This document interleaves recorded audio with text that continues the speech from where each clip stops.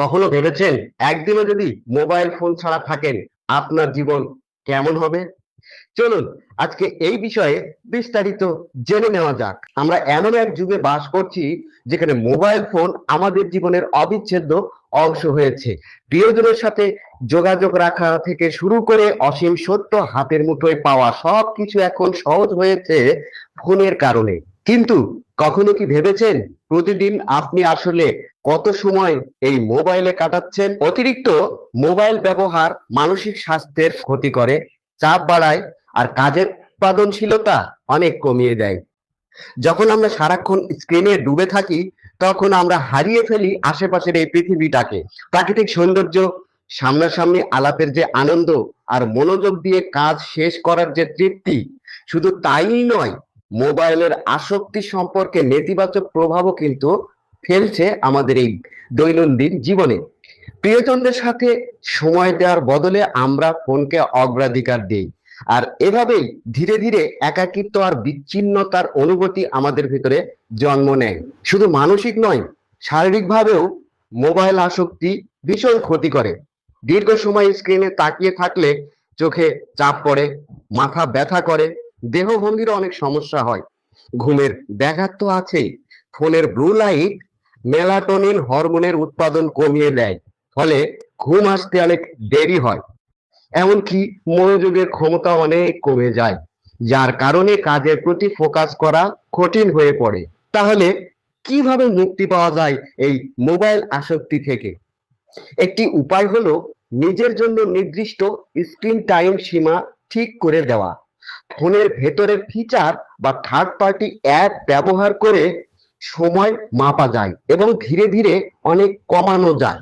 আরেকটি উপায় হলো বিকল্প কার্যকলাপ খুঁজে নেওয়া। হবি বা বন্ধু বান্ধবীদের সঙ্গে কথাবার্তা বলে সময় কাটানো, শারীরিক ব্যায়াম। ফোনে সময় নষ্ট করার বদলে এই কাজগুলো করলে কিন্তু নির্ভরশীলতা অনেক কমতে শুরু করবে এই ফোনের উপর থেকে। এবার আপনার মনে প্রশ্ন আসতে পারে, এই আসক্তি থেকে মুক্তি হওয়া কি আসলে সম্ভব? আমি আপনাদের সাথে একটা গল্প শেয়ার করি।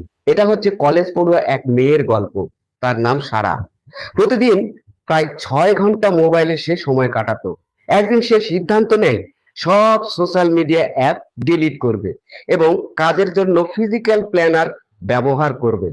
প্রথমে বেশ কঠিন লাগছিল, কিন্তু ধীরে ধীরে সে সকাল সন্ধ্যার শান্ত সময়গুলোতে বই পড়ে বা মেডিটেশন করে সময় উপভোগ করতে শুরু করে। ফলাফল, তার পড়াশোনায় মনোযোগ অনেক বেড়ে যায়, কাজের প্রতি ফোকাস বাড়ে, আর সবচেয়ে বড় কথা, প্রিয়জনের সাথে সম্পর্ক আরো ভালো হয়। সারা গল্প প্রমাণ করে যে সীমা নির্ধারণ, বিকল্প কাজ খোঁজা এবং সাপোর্ট সিস্টেম থাকলে এই মোবাইল আসক্তি থেকে অবশ্যই মুক্তি পাওয়া সম্ভব। মোবাইল আসক্তি আমাদের মানসিক স্বাস্থ্য, উৎপাদনশীলতা আর সম্পর্কের উপর ভয়ানক প্রভাব ফেলে। কিন্তু সচেতনভাবে সময় নিয়ন্ত্রণ, বিকল্প কার্যকলাপে অংশ নেওয়া আর এমন অভিজ্ঞতা থেকে অনুপ্রেরণা নেওয়ার মাধ্যমেই আমরা ফোনের সাথে আরো স্বাস্থ্যকর সম্পর্ক গড়ে তুলতে পারি। আপনি যদি মোবাইল আসক্তিতে ভুগে থাকেন, কমেন্টে আপনার অভিজ্ঞতা অবশ্যই শেয়ার করুন।